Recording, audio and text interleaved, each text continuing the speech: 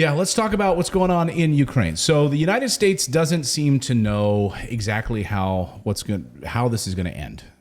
That seems to be the story right now. Is that when asked a question the other day during a rare press conference where you had Lloyd Austin, you had General Mark Milley there answering questions from the press, specifically around how will this war in Ukraine actually end? What is the way that we would actually mark success in this effort in Ukraine? How will the West measure what's our goal? Right? And that's the thing we never ask when we go into these incursions. Like, what the hell are we doing? Like, what is the actual goal? What do we get for $40 billion?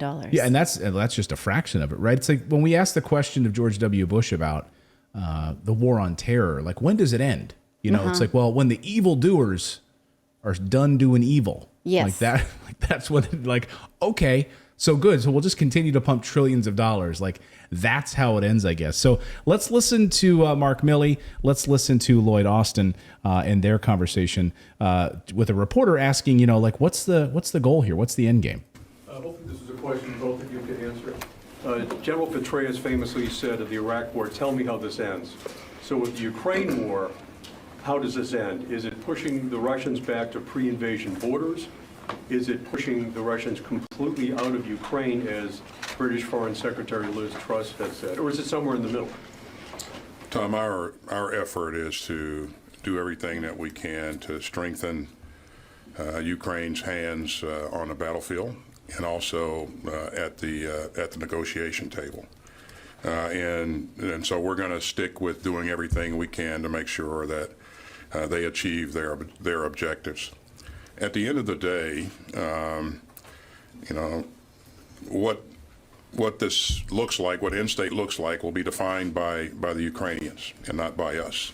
And so really? We'll leave that up to President Zelensky and his leadership to talk about. So let me just say this. So now you're going to leave this up to Zelensky. Well, did you hear the word negotiation table?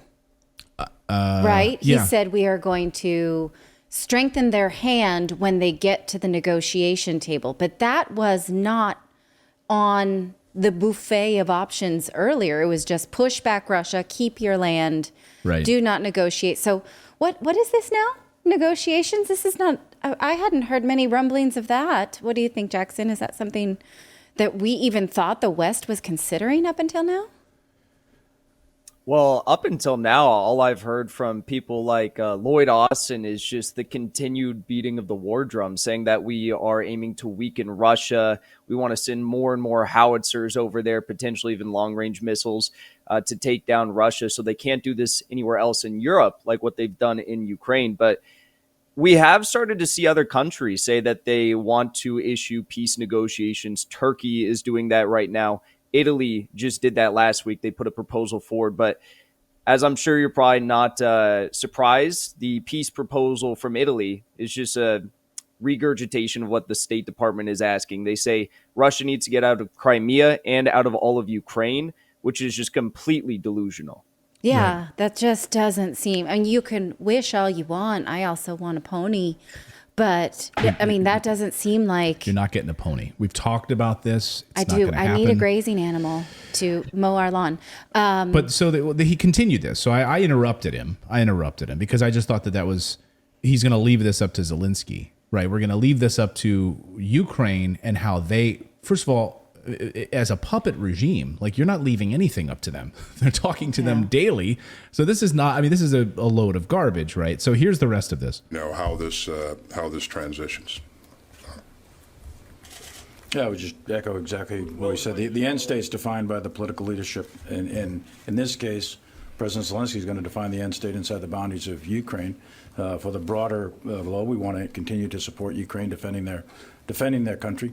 We want to make sure NATO is unified. We want to uphold the concept that there's a rules-based international order, and the powerful and the big can't just destroy and invade the weak and the small.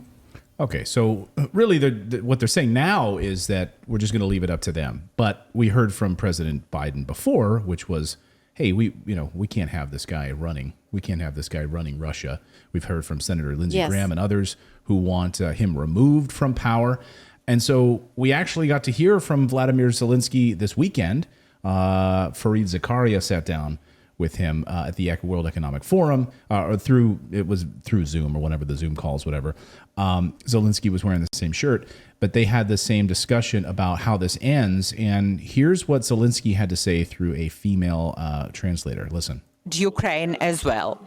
As far as my guess, when this war might end, that would depend on several things, very specific things. First of all, the will and the desire of the United West to stay united in supporting Ukraine with weapons, with finance, to boost our resilience, and political will not to be afraid, but fight against the Russian Federation in this hybrid war, not with boots on the ground, of course, but in various other alternative ways. And it also hinges on the desire of the Russian Federation.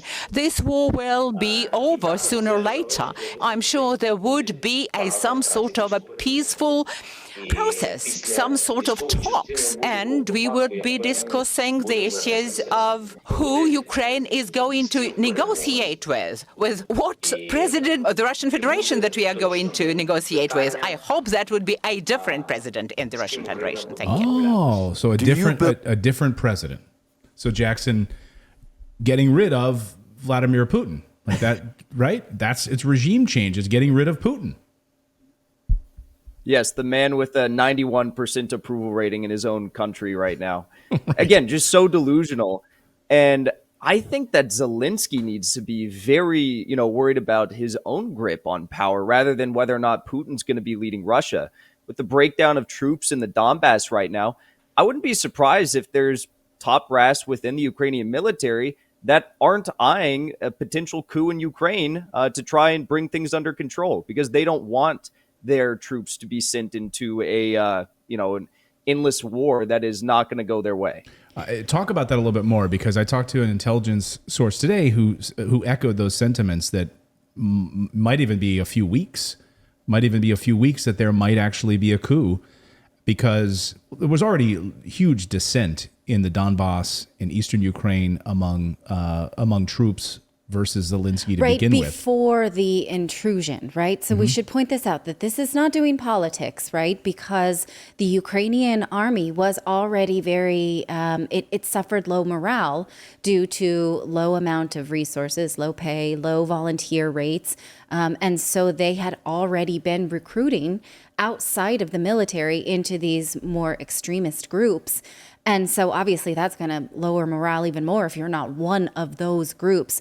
So it already was fractioned, even though the Western media would like us to believe that it was utopia, and then it was invaded by Russia, and then all of a sudden it is this sort of scrappy schoolyard kid that's fighting back successfully, right? And those facts don't bear out. I'm sorry, Jackson, I interrupted your response. No, you're 100% correct. And I think what we're seeing right now is Kiev continuing to give these, fight to stand orders to Ukrainian military personnel. And for the first time, namely after the mass surrender at Azovstal, where we saw, roughly 4,000 troops throughout all of Mariupol, but 2,500 in Azovstal surrender to the Russians, we're beginning to see Ukrainian troops, particularly in the 115th Brigade, say, we're not going to fight anymore. There's platoon after platoon after platoon that are saying they don't have reserves, they don't have artillery, munitions, or command structure in place, and they're not going to continue fighting. So like I just mentioned, I do think that it is a very high possibility that Kiev, the current government, moves somewhere else. Maybe Poland sets up a government in exile. And this is something that even the Washington Post acknowledged that the State Department was planning on since the start of the war. And again, top military brass might take control in Ukraine itself and begin working on peace negotiations with Russia that will likely include the surrender of places like Mykolaiv and Kharkiv and Odessa. So it's interesting. So you have these three different things right now. You've got on the Ukrainian side, you've got, hey, we've got to get rid of Putin. Right, so we're going to have Putin removed, and we are also, Zelensky went on to say that we will retake Crimea. So we want Crimea, back. We want our territory. We want Putin removed. Like, that's how this ends, likely. And then on the American side, we're sort of saying, yeah, whatever Zelensky wants, okay, and we'll just continue to funnel weapons there. Then what are the Russian side of this, right? It's a three-legged stool right now. So Sergei Lavrov was interviewed yesterday on France's TF1 News. This is in French. I'll play a chunk of it in case we have any French listeners, but then we'll talk over it, and I'll tell you what he's saying here. Nous protégeons la langue russe, qui a été directement discriminée et agressée par les régimes successifs en Ukraine. So I don't know if you guys speak I Russian. understood that "Pareil regime" means stop the Ukrainian regime. Wow. Way to go. I profiterole.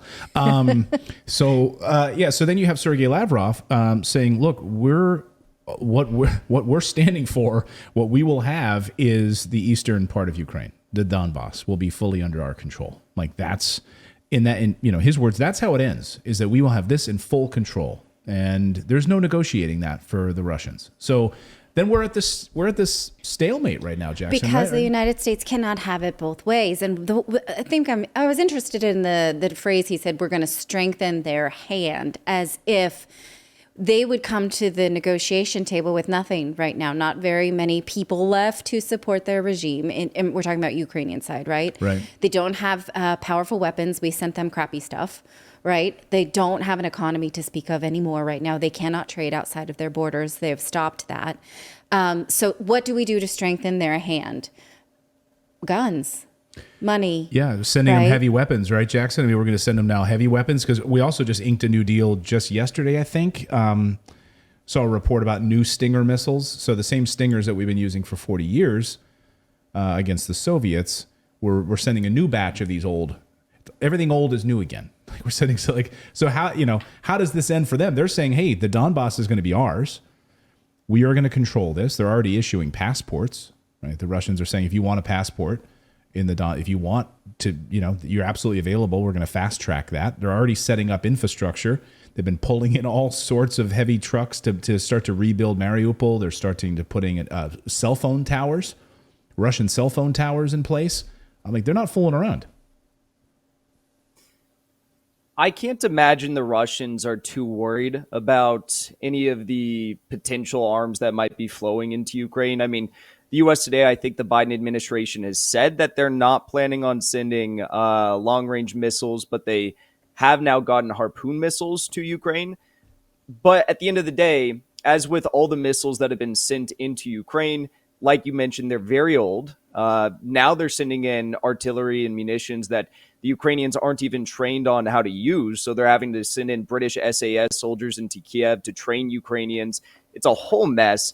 And then in addition to all of that, some of these missiles aren't even equipped for Ukrainian artillery, so they're having to re-engineer their fleets and their artillery supplies, which takes a long time. And when the Russians can locate these munitions, they usually take them out and either destroy them or seize them themselves. So like you said, the munitions at hand and the artillery at hand for the Ukrainians does not compare to the Russians. Zelensky admitted this week that the Russians are outnumbering their artillery supply by a scale of 20 times.